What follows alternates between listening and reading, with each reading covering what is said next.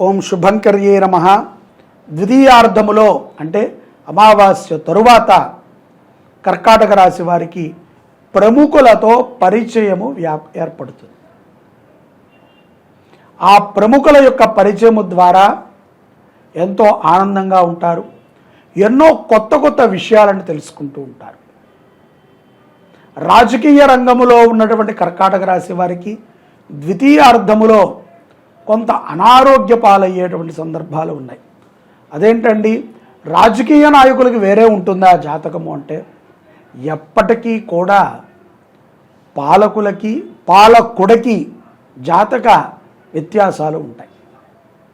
ఎందుకంటే అధికారములో ఉండాలి అనేటువంటి ఆపేక్షతో వారు చేసేటువంటి కొన్ని ప్రయత్నాలు, వారికి వచ్చేటువంటి కొన్ని నెగటివ్ ఎనర్జీలు వారి మీద ప్రభావాన్ని చూపుతాయి.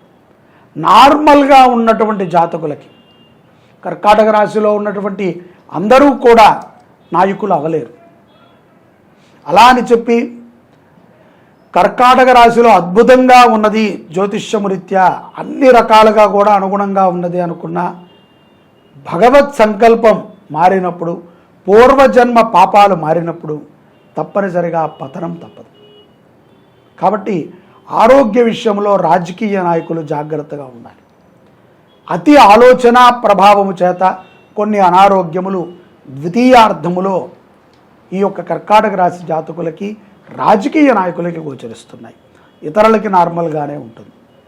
ఈ యొక్క పదవీ వ్యామోహముతో కూడుకున్నటువంటి ఆలోచనలు ఉంటాయి. కాబట్టి మెదడు, హృదయానికి సంబంధించినటువంటి రోగగ్రస్తులయ్యేటువంటి సందర్భాలు కూడా గోచరిస్తున్నాయి.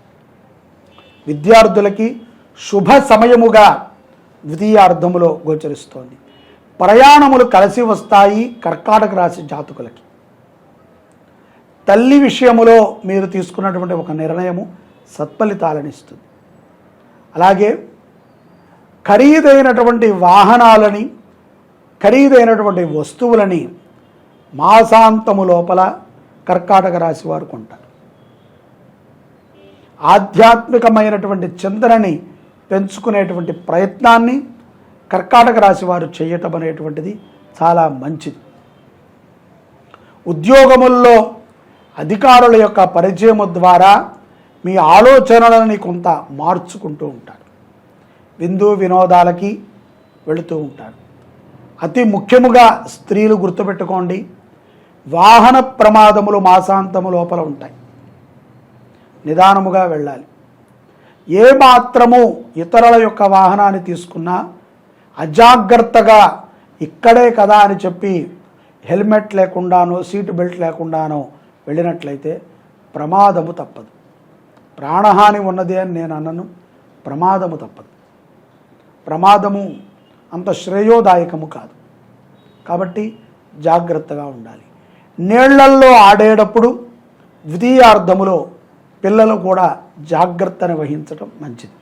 బంధుమిత్రుల కలయిక, అలాగే చక్కటి శుభకార్యాలకి హాజరవుట తరచుగా కర్కాటక రాశి వారికి ఏప్రిల్ మాసములో గోచరిస్తోంది. సుబ్రహ్మణ్య ఆరాధన చేయటము కర్కాటక రాశి వారు, సూర్య ఆరాధన, ఆదిత్య హృదయ పారాయణ మంచిది. మంగళవారము పూట ఆవుకి గడ్డిని పెట్టండి. అలాగే ఆవుకి నానపెట్టినటువంటి ధాన్యాన్ని ఉడకపెట్టి చల్లారిన తర్వాత ఆవుకి తినిపించండి 3 గుప్పెట్లు. తద్వారా ఎంతో ఆరోగ్యాన్ని పొందుతారు. ఎన్నో నెగటివ్ ఎనర్జీస్ నుంచి కర్కాటక రాశి వారు బయటపడతారు. సర్వే జనాః సుఖినో భవంతు. శ్రీ శుభంకర్యై నమః. నర్మదా నది పుష్కరాలు చాలా విశేషమైనటువంటివి. నర్మదా నదికి రహస్యం అంటే ఒకటే, తనకి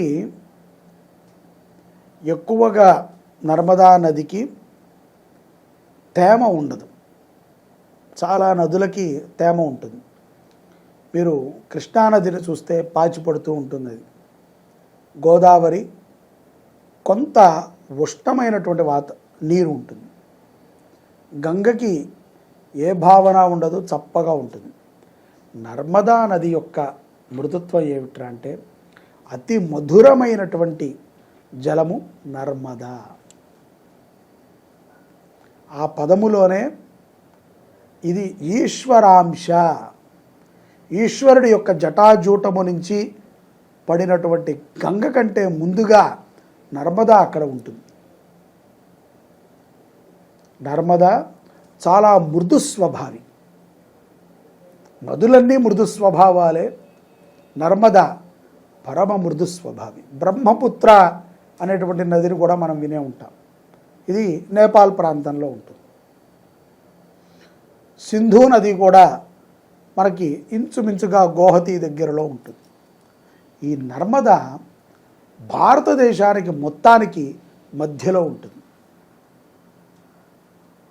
తన యొక్క పాయ ఇతర జలాలలో సులభంగా కలుస్తుంది. కలిసినప్పుడు ఇతర జలాలకు ఉన్నటువంటి స్వభావము నర్మదా నదికి వస్తుంది. స్వతహాగా నర్మదా నది చాలా తీయగా ఉంటుంది. ఈ యొక్క నర్మదా అమ్మవారికి, నదీ దేవతకి మనము 12 సంవత్సరాలు ఆగాలి మళ్ళీ పుష్కరాలు రావాలి అంటే. ఇప్పుడు మనకు ఎలాగో వచ్చాయి. మే 1, 2024 నుంచి మే 12, 2024 వరకు 12 రోజుల పాటు ద్వాదశం దివసే పుష్కరాణి ఆచరేత్. ఎందుకంటే 12 రోజులు, ఒక 2-3 రోజులు పెట్టుకుంటే అయిపోతుంది కదా అంటే, పుష్కరము అంటేనే 12. మొదటి రోజున ఏతత్ సుముహూర్తము 8:45 7:15 ఏదో సమయం ఉంది. ఆ సమయానికి గురుడు నదిలో ప్రవేశిస్తాడు. అప్పటి నుంచి 12 రోజుల పాటు సకల దేవతలు కూడా వస్తూ ఉంటారు. వారి వారి కార్యాచరణ తీరిన తర్వాత నిదానంగా వచ్చి స్నానాలు చేసి అనుష్ఠానాలను చేసుకుని వెళతారు.